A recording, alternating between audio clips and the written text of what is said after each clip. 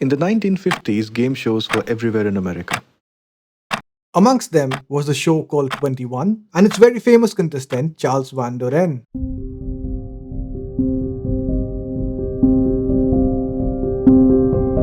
Van Doren was a public sweetheart, a true American. You're married or single? I'm single. You are, eh? Until things went really south. The dramatic climax of the probe of fixed and rigged quiz shows. There were allegations against the producers of the show that they fed answers to Charles Van Doren. In a way, they rigged the show so that Charles could be on the show for longer. But the point is, this was not illegal at all. Rigging a game show was not breaking any law because there was no law in the first place. In fact, this case was the marquee case because of which game shows today have been regulated. I made a very big mistake. And I learned about making mistakes. But for me, all of this seems very oddly familiar. In the recent times, there has been a lot of game shows on the platform of YouTube. And I've always had this question in my mind, who is regulating them? This is $500,000 in cash. Well, today I'm going to be trapping 100 people in complete darkness. This video is not about Mr. Beast. This video is not about any YouTubers at all. In fact, this video is not about even Charles Van Doren. This video is a case study on how game shows regulations came into place. Quiz show scandals were one of the most bizarre, disillusioning chapters in the history of broadcasting. And why we might need them again for a different form of broadcasting. Escape or die. Let's figure it out.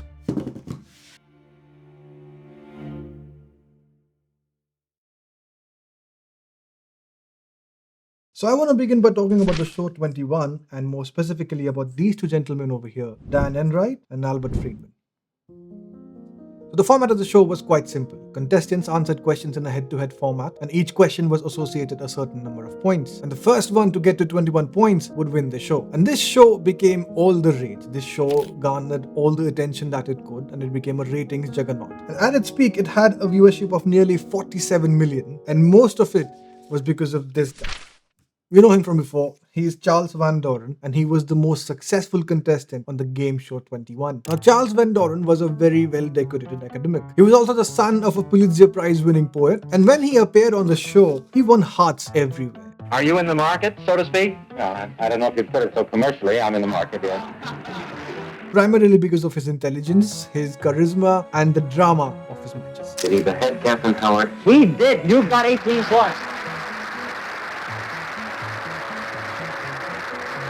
And he was incredible at this show. In fact, he won the show so much, he amassed a total prize winnings of about $129,000, which is the equivalent of nearly $1 million in today's day and age. And with the absolutely insane amount of prize money that he had amassed, he became a cultural icon. He went on to make appearances on other television shows, in magazines, in newspapers. Van Doren was absolutely living the life. The true American sweetheart who everybody aspired to be someday. And the producers loved him because the ratings absolutely skyrocketed whenever he was on screen. But he was not the only one getting rich by this. One of the silent beneficiaries of this was the sponsor of the show, Geritol. You may suffer from iron deficiency anemia. In just 24 hours, Geritol iron is in your bloodstream, carrying strength and energy to every part of your body. And even though the pharmaceutical parent company of Geritol denied that there was any sort of sales increase due to the presence of Van Doren, it was quite evident in the next quarter report when the sales of this thing increased by nearly 33%.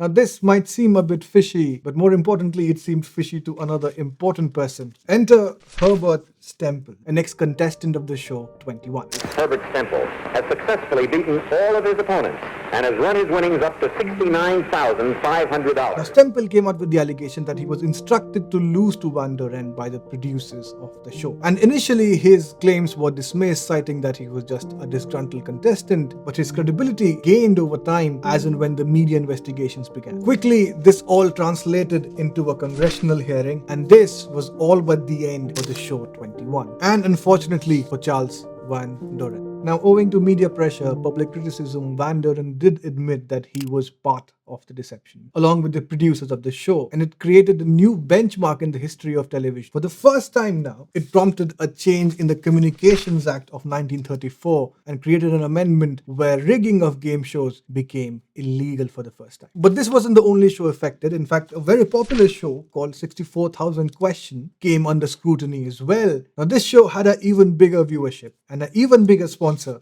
Revlon. Within months, Revlon cosmetic sales soared 200%, while the sponsor kept a chart comparing contestants' ratings with product sales. Please bear with us. They're on the way. Thank you very much. And this for me formed the backbone of why I wanted to make this video, how the sponsorship and TV ratings eventually led to regulation of TV itself. In fact, there was this great study done by Richard Tedlaw wherein he decodes this congressional hearing and what happened before and after it. And you can clearly read about the influence of sponsorships and ratings on a television game show's outcome. The ethics and morality of the game shows during these times was not quite high. So what happened after the regulations came into place? Well, television was never quite the same. In fact, shows had to be accountable for what they were showing. And the very few instances of cheating or rigging in a game show that we ever had since then was primarily because of the contestant rather than the producers of the show. Such as this guy, Charles Ingram from the UK, who along with his wife and another contestant on the show beat the system to win £1 million. But like I said, this is very different from the Van Doren scandal. Because unlike Charles Ingram, Charles Van Doren was not the primary beneficiary of this stunt. It was the producers and the sponsors. And I fear we are watching all of this happen all over again. An ex-employee is making waves by claiming that everything about Mr. Beast's empire is fake. Former employee is alleging that Mr. Beast's company rigged videos, ran illegal lotteries targeting kids, and sold fake autographs. What we did was scripted. Holy shit, this stuff would be easy to pump out. Have you ever faked a video? No. Derek, fake videos. This question triggers me. Derek is hundreds of feet in the air, risking 800 grand. I want to tell you about Circle. Now I want to introduce you to this video by Mr. Beast. In this video, Mr. Beast presents the contest as an obstacle course, which is raised up a few feet high, maybe hundreds of feet high, and the contestant is supposed to complete this course in order to get on to the next level. And you can clearly see that the whole obstacle course has been enhanced by CGI. And if you look a little more in detail, you will see that the contestant has no safety harness at all. But because of this heightened stakes and enhancement through CGI, the whole contest loses its palpability. Now I wouldn't have had any problem with this had it just been for entertainment, but the contestant goes on to win a prize money at the end of it. Very real prize money of $700,000. What are you gonna spend the $800,000 on? I mean, my life's changed now. Congrats, man. You deserve it. Forever, bro. You deserve it. It's a life-changing amount, and to see it come out of something that is enhanced or deceptive is a little bit tragic. But regardless, this thing still has 194 million views. But this falls into a dangerous category of fake authenticity on YouTube. And the thing is, he does this quite often. In fact, he's encouraged to do this very often because he gets a lot of views with all of these videos. And I'm not singling out Mr. Beast by any stretch of imagination. This is a problem that has plagued YouTube for a long time. There are several creators who have been accused of faking their videos. The primary question over here is one that we have dealt before. It's entertainment versus deception.